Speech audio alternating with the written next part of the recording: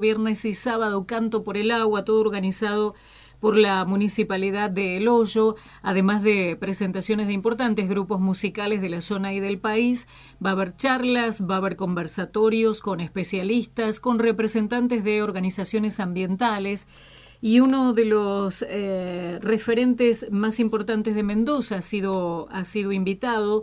Está en línea Juan Jofré, a quien ya saludamos. Hola Juan, buen día, bienvenido y gracias por atendernos. Buenos días, muchas gracias a ustedes por la comunicación. Bueno, le cuento un poquito a la gente, Juan, porque desde aquí hemos seguido, de hecho, hemos hecho entrevistas con compañeros tuyos, compañeros de lucha allí, mientras duró todo este trajín que han tenido de protestas en Mendoza ante los cambios que se pretendían llevar a cabo a la ley antiminera. Así que, bueno, justamente una de las caras visibles de esta lucha, uno de los referentes sociales, ha sido Juan, quien va a acercarse. ¿Ya llegaste aquí a la zona o dónde estás? ¿Todavía estás en Mendoza? Todavía estoy en Mendoza, viajo esta noche para allá. Ajá. Bueno, contanos un poquito de tu trabajo. En realidad vos sos profesor de ciencias de la educación, Juan, y te has involucrado en esta lucha por cuidar el agua, cuidar el medio ambiente desde hace ¿cuánto tiempo? Y desde hace más de 12, 13 años que yo participo, en realidad es el momento en el que yo volví a mi pueblo. Yo soy de San Carlos, Sí. que es una zona del Valle de Uco, estamos aproximadamente a 100 kilómetros de Mendoza capital. Yo cuando terminé mi secundario me fui a estudiar a la Universidad Nacional de San Luis y a mi regreso ya nuestro pueblo tenía avanzada ya la lucha, digamos, en estos planos antimineros, sobre todo con la minería metalífera, la minería a cielo abierto. Ya había, bueno, bastante afianzada la tarea que tenía que ver con la concientización, y ahí es donde yo también me sumo, como militante social, como militante político y como docente.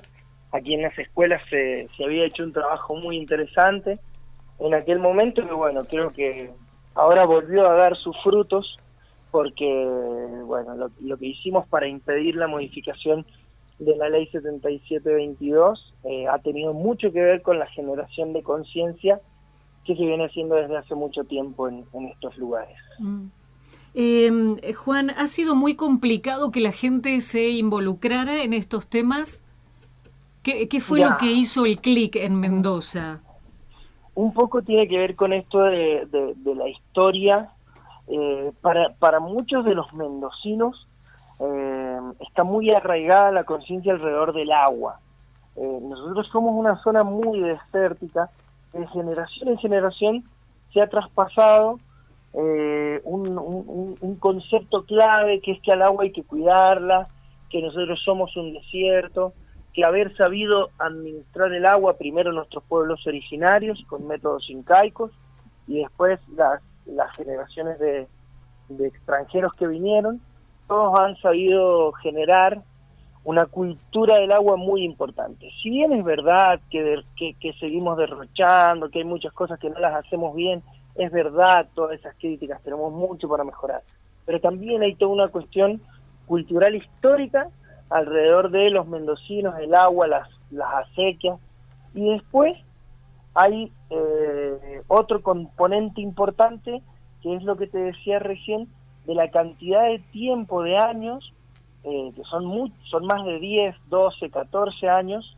que esto se viene hablando en las escuelas, en los medios de comunicación, en charlas, en distintos lugares se ha hecho un trabajo de mucho tiempo alrededor de generar la conciencia de la importancia del agua para la provincia de Mendoza.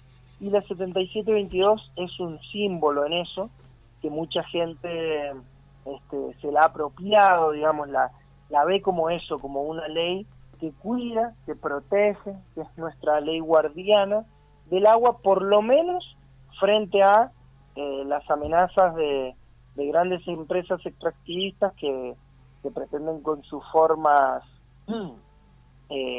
con su forma de extraer minerales y malutilizar y envenenar nuestra agua, bueno, quitarnos ese recurso que para nosotros es muy importante.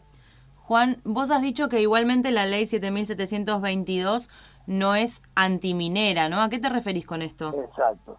No es una ley que prohíba la minería, es una ley que simplemente restringe algunas formas de hacer minería y algunas formas de utilizar el agua en relación a la minería. De hecho, yo, si me preguntás, digo, no tengo un posicionamiento en contra. Digo, si tiene que ver con una forma de hacerlo y una forma de utilizar un recurso que para Mendoza es tremendamente importantísimo.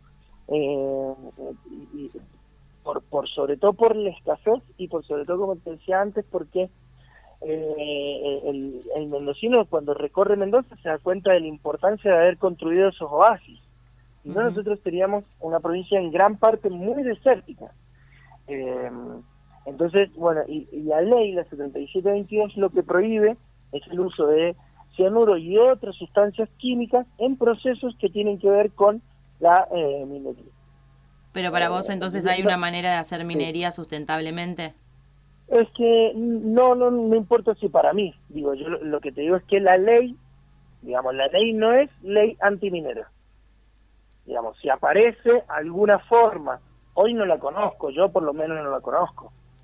Yo conozco métodos de extracción de estos minerales, por lo menos que hoy se utilicen, que sean sustentables o que por lo menos sean compatibles con un modelo sustentable de vida y de producción, ¿no? Uh-huh. Creo que el temor que tiene la comunidad, que es lo mismo que está pasando aquí en Chubut, es el control, ¿no? Son las dudas que nos genera en forma permanente la falta de controles por parte de los organismos responsables. De hecho, hay contaminación demostrada en otras iniciativas, como la pesca, por ejemplo, allí en la zona de la costa, contaminación del río Chubut. Bueno, este es el gran temor, es la duda que genera que nadie controle a las mineras. Sí, tiene que ver con el miedo al control. En Mendoza además tiene que ver con una particularidad. Yo no conozco la zona de ustedes, digo, bueno, voy a tener la suerte de ir a conocer, pero en nuestros lugares, una empresa minera si se instala en nuestra cordillera, estamos hablando que en el mejor de los casos va a tener a 40, 50 kilómetros del pueblo más cercano, y ellos se meten en una zona cordillerana que es re difícil acceder, muy difícil.